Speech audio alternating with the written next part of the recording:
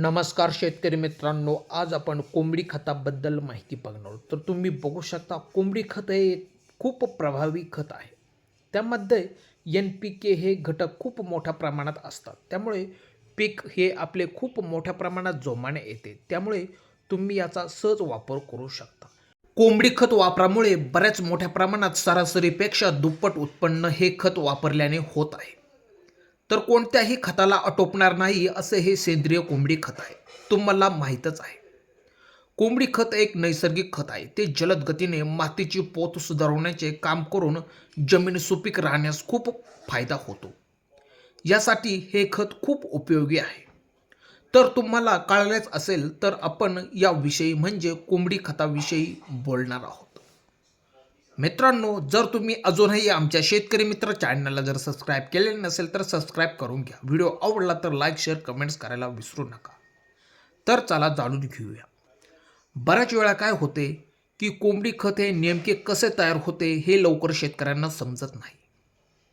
तर कोंबडी खत जेव्हा कोंबडी विष्ठा बाहेर टाकते त्यावेळेस आपण एकत्र जमा करून ठेवतो, यालाच कोंबडी खत म्हणतात. हे खत खूप महत्त्वाचे असते. यात अनेक वेगवेगळ्या प्रकारचे घटक असतात. त्यामुळे शेतीसाठी योग्य वेळी वापर केल्यास याचा खूप मोठ्या प्रमाणात फायदा होताना दिसतो. यात प्रामुख्याने नायट्रोजन, कॅल्शियम, फॉस्फरस, मॅग्नेशियम हे घटक असून ते शेतीसाठी व उत्पादन वाढीसाठी खूप योग्य असतात. बऱ्याच ठिकाणी आता रासायनिक खतांऐवजी सेंद्रिय खतांची शेती केली जाते. त्यामुळे सेंद्रिय शेतीला आजवर खूप मोठ्या प्रमाणात मागणी आलेली आहे. तुम्ही बघतच असाल. एक लक्षात घ्या, हे खत इतर खतांपेक्षा खूप कमी किमतीत मिळून ते मुबलक प्रमाणात कुठेही मिळते. हे खत मातीत लवकर मिसळून मातीची गुणवत्ता सुधारण्याचे महत्त्वाचे काम करते. हे खत आपण विष्ठा गोळा करून ती योग्य तेवढ्या दिवसानंतर कुजवतो. आपण त्याला पूर्णपणे तयार झालेले खत म्हणतो. त्यानंतर पावडरच्या स्वरूपात असते, ते म्हणजे कोंबड्यांची विष्ठा एकत्र करून ती बारीक पिठासारखी करून घेतली जाते. ते खत शेतामध्ये आपण सहज टाकू शकतो. ह्या स्वरूपातील खत पण झटपट रिझल्ट मिळालेला आहे.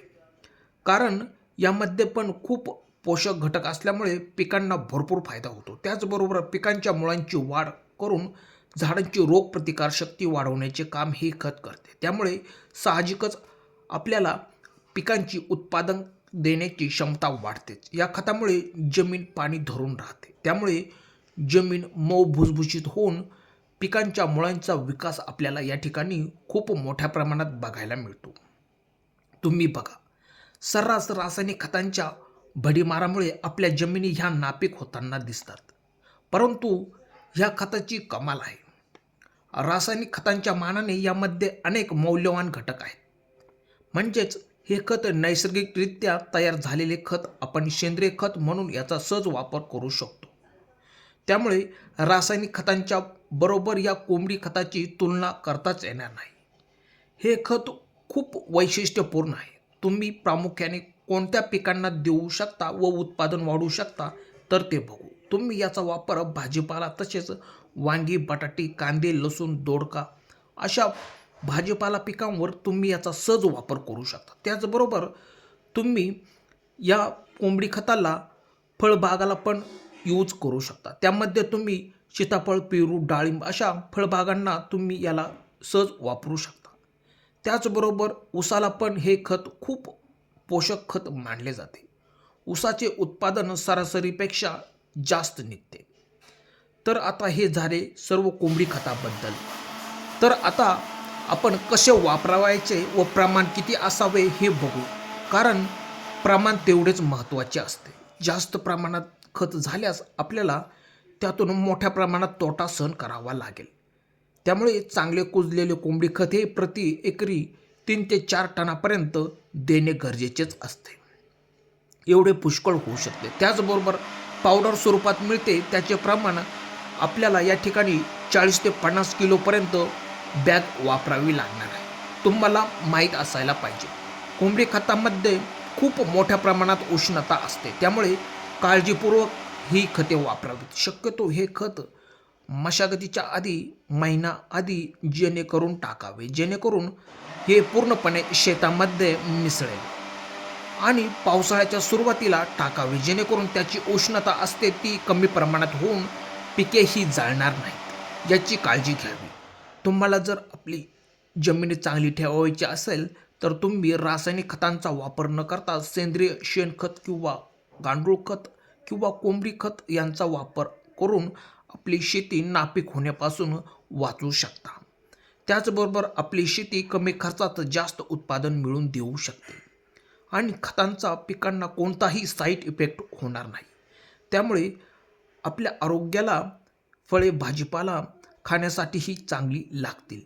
तर आपण कोंबडी खतामध्ये प्रामुख्याने कोणकोणते महत्त्वाचे घटक असतात ते बघू. त्यामध्ये NPK यांचे प्रमाण सर्वात जास्त असते. त्यामध्ये नायट्रोजन असते, त्यामुळे आपली शेती ही हिरवीगार फ्रेश ठेवण्यास खूप मदत नायट्रोजन हा घटक करतो, तर तो कोंबडी खतामध्ये असतो. त्याचबरोबर मुळांची जोमाने वाढ होते, त्याचे कारण आपल्या कोंबडी खतामध्ये फॉस्फरसचे प्रमाण अधिक असते. त्याचबरोबर पिकांची उत्पादन क्षमता वाढते, तर ती पोटॅशियम असल्यामुळे त्याचे प्रमाण कोंबड खतामध्ये जास्त प्रमाणात असते.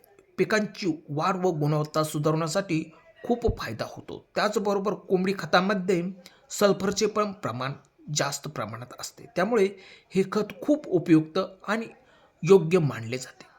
तुम्हाला जाता जाता एकच सांगतो की याचा वापर करताना खूप काळजीपूर्वक याचा वापर करावा, कारण या खतामध्ये जेवढे फायदे आहेत तेवढे त्याचे तोटे पण आहेत. कारण या खताला जास्त पाणी लागते, तेव्हा तुम्ही हे खत टाकण्याचा जर विचार करत असाल तर पावसाळ्याच्या सुरुवातीला हे खत काळजीपूर्वक टाकावे.